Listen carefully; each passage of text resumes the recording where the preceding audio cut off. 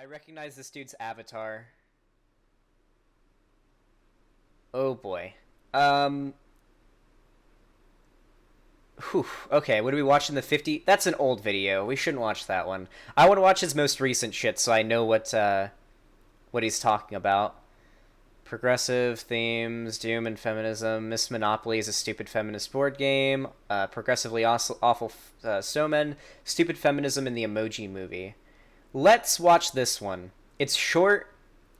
It's about the Emoji Movie, which may be the single best bit of media ever created by mankind. I think we can all agree on that. The Emoji Movie, great movie, awesome. Let's go ahead and take a look at this. This video is a... Fuck, should I just put this in the corner here? We'll go back in the bottom right corner. Okay. This video is a segment from a much longer review and analysis of the Emoji Movie on my other channel, Possum Reviews. You can see the whole video there. The link is in the description. Let's see what Dr. Shaym has to say here. This video is a segment from a much longer review and analysis. Oh god, I was about to think that's what he actually sounds like, but it's because I have him at 75 speed. Whew! That would have been bad. I was worried I was gonna say some real mean shit about this guy's voice because I was playing it slow. Of the Emoji Movie on my other channel, Possum Reviews. You can see the whole video there. The link is in the description. He does talk pretty slow either way. Holy shit. The politics. Uh-huh. I didn't want to get political when reviewing a movie about emojis of all things. Conservatives always do this. Reactionaries always do this. They say, I don't want to get political. I don't want to talk about politics. I want politics out of my media. And it's really fucking stupid. It's a really stupid statement because we know this. We all know this. Everything's political. Everything. All art is political. There is a political message in all art. Now, whether or not the Emoji Movie is art or not is up for debate. Just kidding. It technically is. But all art has a message or a political statement. Some of the most acclaimed games, movies, all that have very massive political statements. So I get really annoyed when reactionaries want to destroy movie critique or critique of art by just saying, I don't want politics in my media. It's so stupid. And then also you have to consider that when they say they don't want politics in their media, they mean politics they don't agree with. Because it's not political until you disagree with it in the mind of a reactionary. But when that movie has a cliched girl power, strong female character who says things like this, you know, women are always coming up with stuff that men are taking credit for. It kind of invites it. So like a few other movies recently made by Sony, they tried to shoehorn in a trite feminist message. And much like feminism, it's... Let's read this. So we have a hippo here with the pointed feminist glasses. I'm a strong, intelligent, independent woman. Help, I'm a victim, I'm oppressed. Uh-huh. Great, okay. Nice. It doesn't make any sense. There's a scene where Jailbreak explains that with the first generation of emojis, female emojis can only be princesses or brides. But that's not even true. Yes, the bride and princess emojis are clearly made to look female, but that doesn't imply that all the other emojis are necessarily male. A yellow smiley face has no gendered traits, so you can't say it's either male or female, and it even has unnaturally yellow skin, so it doesn't have a race either.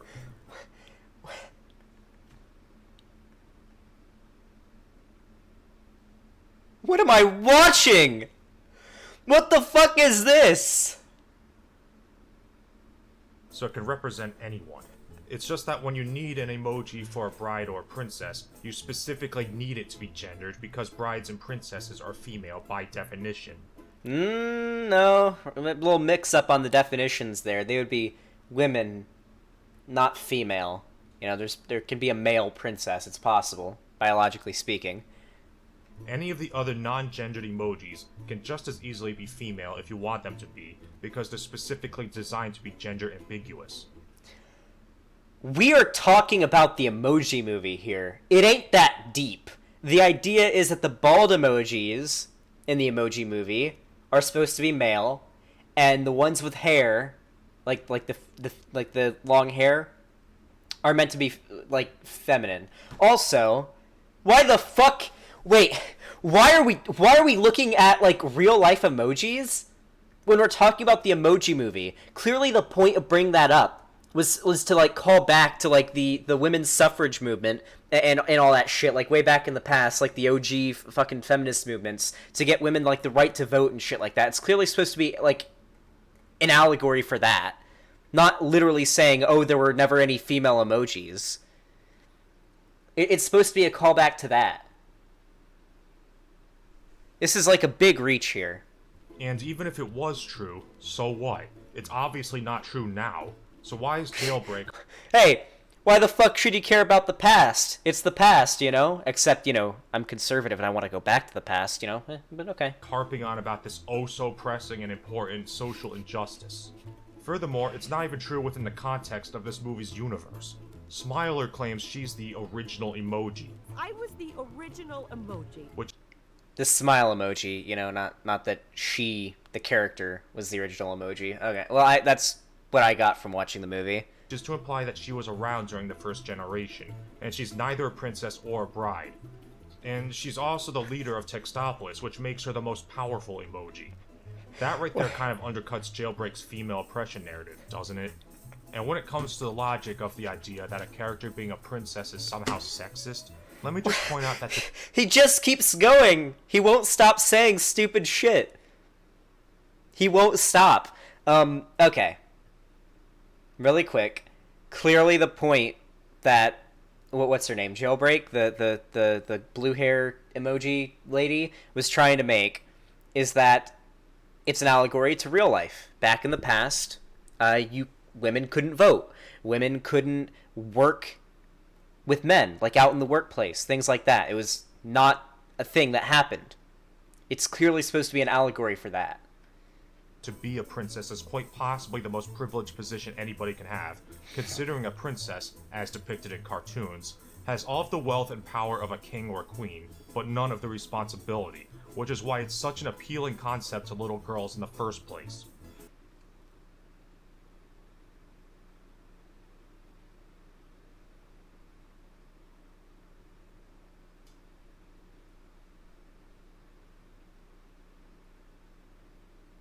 What do you want me to say, chat?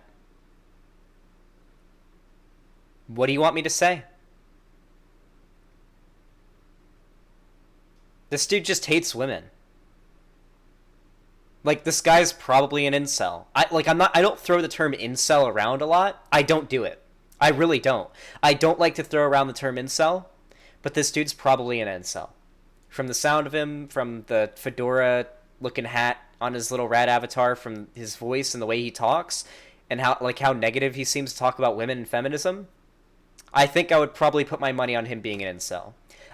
He's probably twice my age and has had less than half as much sex as I have had. No shame if you're like an older virgin, that's fine, but like, this dude's channeling that frustration into hating women, and it's very obvious. It is very, very obvious. Now, we are only a quarter of the way into this video, roughly. How much further do you think he's gonna go? I want to see how much worse this gets, you know? While feminists harp on about things like He-Man and G.I. Joe being male power fantasies, a princess is the definition of a female power fantasy. But that's not why feminists hate princesses. They hate them because, in their mind, princess is synonymous with damsel in distress. Oh, how horrible. How oppressed a woman must be that she can expect a man to risk his life in an attempt to rescue her. It's not like that implies a woman's life is inherently more valuable than a man's, or that a man needs to prove his value by sacrificing himself mentally, physically, and emotionally for the benefit of a woman. Whew, okay. What if I told you? Hold your emojis of the milady. Hold your milady emojis. Hold your milady emotes, guys. What if I told you what he just said there is a feminist talking point? How would you react if I said that? That was a feminist talking point he just made. One big topic that feminism talks about is toxic masculinity. The idea that men are dispensable killing machines, toxically masculine killing machines, while women are dainty princesses that need to be saved by a man. This is a huge talking point of feminism. He just made a point that feminists oftentimes make when critiquing media, and he doesn't even realize it, which is so hilarious to me. Because, believe it or not, feminism does care about men. Toxic masculinity, like men, the idea that like men have like really high suicide rates and whatnot because of like depression and whatnot, that has a lot to do with toxic masculinity. It really does. The idea that men shouldn't talk about their feelings, they shouldn't seek out mental health professional help, because they should keep their feelings bottled up, because if they don't, then they'll be judged by other men or judged by society, and you have to be stoic and you have to be bottled up with your emotions and your feelings. It's kind of what's expected of a lot of men, and that's very common. That's commonly what a lot of men go through, and feminism is like a massive critique of that. It really is. So it kind of blows me away here how he's claiming that feminists don't care about that. I don't know. Yeah, I did get banned on Twitter, but I have a new Twitter account. It's at PigPuncherTV, all one word. So yeah, if you haven't already, follow my new Twitter. I got banned the other day.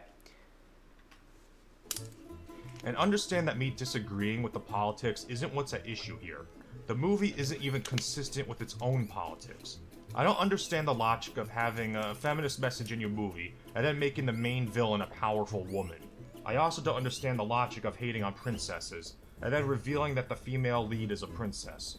I also don't understand how you can have both a be yourself message and a feminist message in the same movie. Wait, what?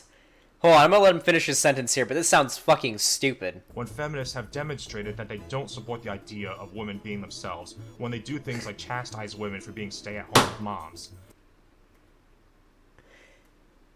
How much do you want to bet that if you go to these articles and you read them, that's not what they do at all? Because this happens constantly. Reactionaries will make a point, and they'll cite like an article or something. I'll be like, oh, look at the title of this article. It's by the Jezebel, and it says the feminist housewife is such bullshit. And then when you actually go to the video, or go to the article and you read it, it's like 12 paragraphs, so you know the fucker didn't actually read the whole thing. And when you actually finish reading it, you realize that what it actually was talking about traditionalists, like dudes who think that all women should be barefoot in the kitchen, housewives, rather than seeking jobs out in like the workforce if they want to do that. Even then, a lot of the times what it'll do is it'll critique the people, or it'll critique the people who are pushing that ideology, rather than like the ideology itself. Most of them come to the conclusion that if you want to do that, sure. But great. Okay. I guarantee this dude hasn't read the article. Guarantee it. Guarantee if you read this article right here, doesn't say what he's saying here. The idea that like feminism is against individuality for women is not true. It's not.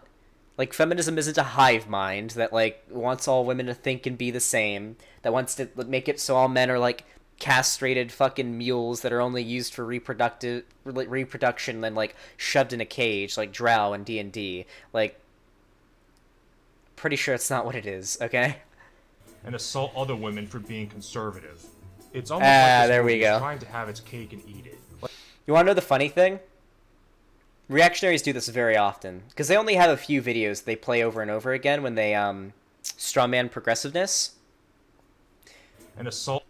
This dude right here, who just like roundhouse kicked the camera out of this lady's hand. Basically, she was like a anti-abortion protester saying women shouldn't have the right to get an abortion. Which, yeah, if you believe that, then fuck you. If you actually want to take away women's or anybody's bodily right or their right to health care, then yeah, fuck you. You're a piece of shit. You probably deserve to be roundhouse kicked in the face in a video game, of course. You know, in Resident Evil 4.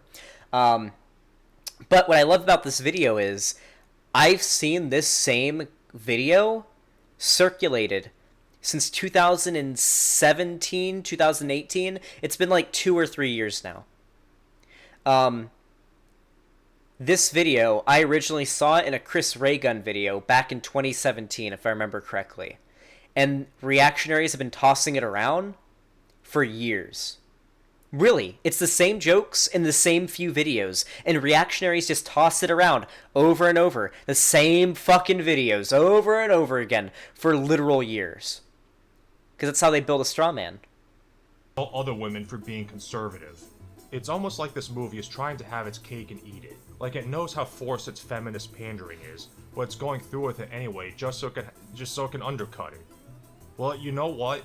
Acknowledging the thematic inconsistencies in your movie doesn't excuse the fact that you have thematic inconsistencies in your movie. Yeah, but he's stuttering a lot in this part of the video. That's tough. Come on, man. Listen, how long... Because he said this is from, like, a much longer review of the video, or of the movie, so I assume it was, like, really long, but why not cut and, like, edit it?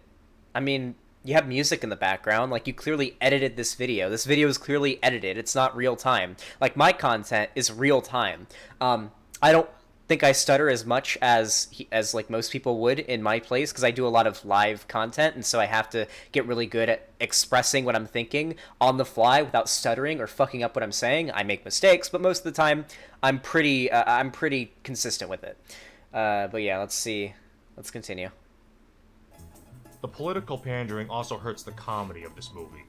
Wait, no, hold the fucking phone, okay? You cannot even try to claim that this movie is bad because of the political messaging. You cannot try to claim that. You cannot. I refuse. You cannot say that feminism is the reason why this movie is utter dog shit, okay? Fuck you, come on. While the movie does make jokes at the expense of people with eating disorders, which is a big feminist no-no. Wait, what? Wait, really? Does not tolerate fat shaming, shames everyone for consuming high fructose corn syrup? What?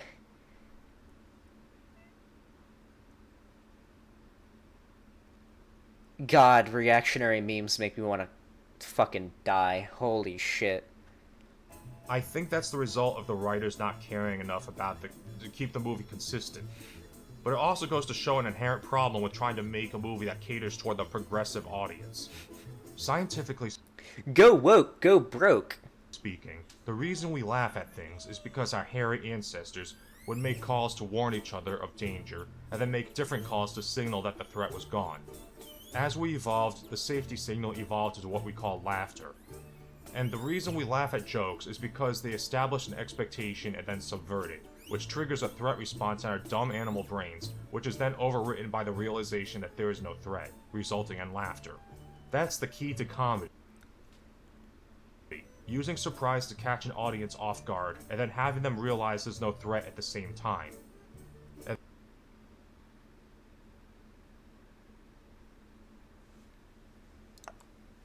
What?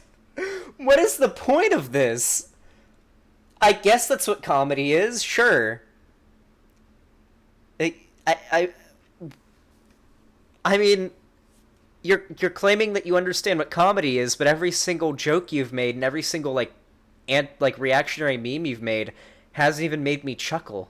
So I mean, there's that, but okay. And there are a number of ways to do this, but the most effective way is to challenge their social standards. I'll give you an example. Black people are like lobsters. They never die of old age. The reason that's funny is because a part of you knows that you should be offended by a joke implying that black people tend to die of unnatural causes. But you laugh because it's a challenge to your social conditioning, which is to be offended by racism, and that triggers your subconscious threat response, along with your relief response once you realize there is no actual threat. But more importantly, it calls attention to a societal issue which you might not have otherwise been willing to acknowledge. The whole purpose... The problem is, though, and here's the meme. As a matter of fact, if you don't believe me, there's a very popular clip that's been going around of George Carlin discussing the idea of punching down in comedy. So if you don't know, the idea of punching down and punching up, or I guess punching sideways would also be a thing, is that in most comedy, there's a butt of the joke.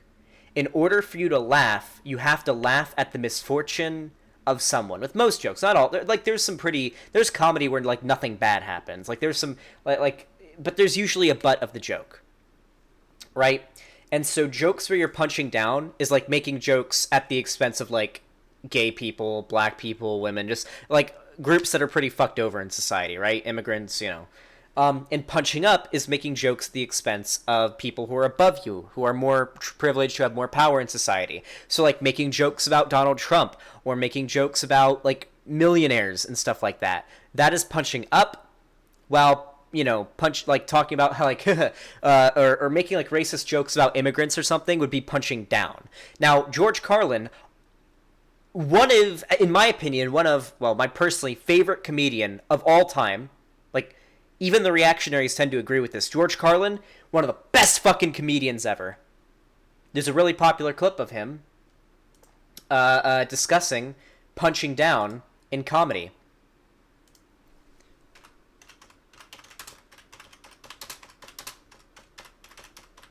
Hold on. Ironically enough, he was on CNN when he was talking about this. I would defend to the death his right to do everything he does. The thing that I find unusual, and it's not a criticism so much, but his targets are underdogs. And comedy traditionally has picked on people in power, people who abuse their power.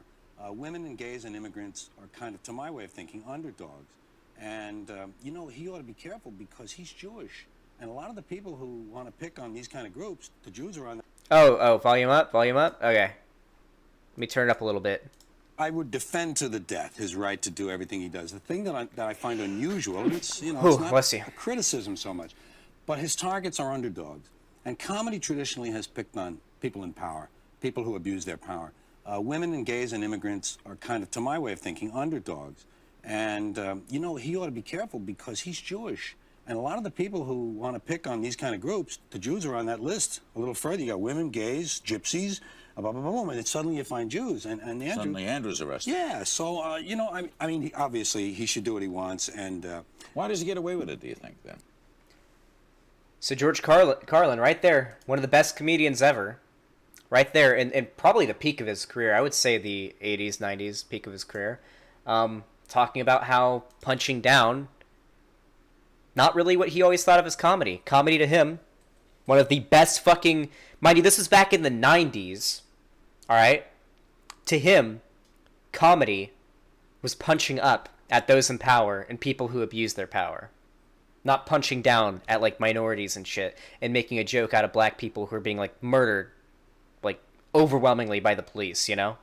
The purpose of comedy is to challenge societal mores or highlight the absurdity of certain aspects of our culture through exaggeration and juxtaposition. You have to risk being offensive in order to be funny, because if your comedy isn't offending someone, then it's not doing its job. This is why comedy comes to a dead end when you try to cater it toward the politically correct crowd. When you try to make comedy catering toward people who are best known for going out of the way to find things to be offended by, just so they can condemn it and show off to all their progressive friends on social media how not racist or not sexist or not whateverist they are, or better yet, whine about how much of a victim it makes them in order to get attention. Okay, this guy's just legit going on a fucking tangent now. That's about as much as I need to see. There's only like 50 seconds left in the video, and I'm pretty sure he's just gonna drop like... How much you want to bet he says virtue signaling, SJW, fucking progressive, regressive left, just all the fucking reactionary buzzwords.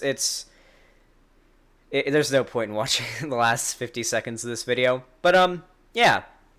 It's pretty funny because a lot of conservatives, or reactionaries, I'll just lump them together and say reactionaries. A lot of reactionaries like to claim that the left hates comedy, or the left butchers comedy, or the left is bad for comedy, or they're not good at comedy, when at the same time, the right, like, you do realize that, like, all the best comedians in history have been Jewish liberals, right? Sometimes even leftists. Like, George Carlin was a liberal, maybe a leftist, I don't know, but he was at least, he was left.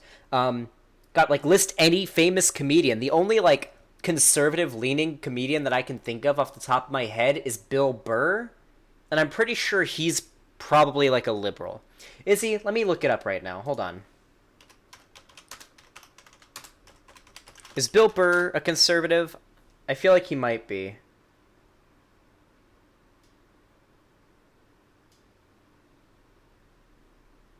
Oh, apparently he's a liberal.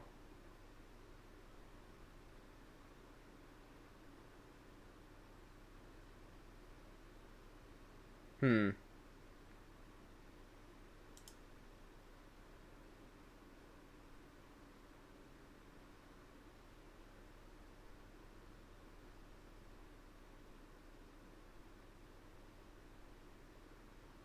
Oh wait, no, someone. Apparently he's Republican. I don't know. Like I said, like the only famous comedian I can think of off the top of my head that's a conservative is Bill Burr. Basically, every other conservative I can think of, or every other comedian I can think of, was like a liberal. But yeah, once again, conservatives butchering comedy. You love to see it.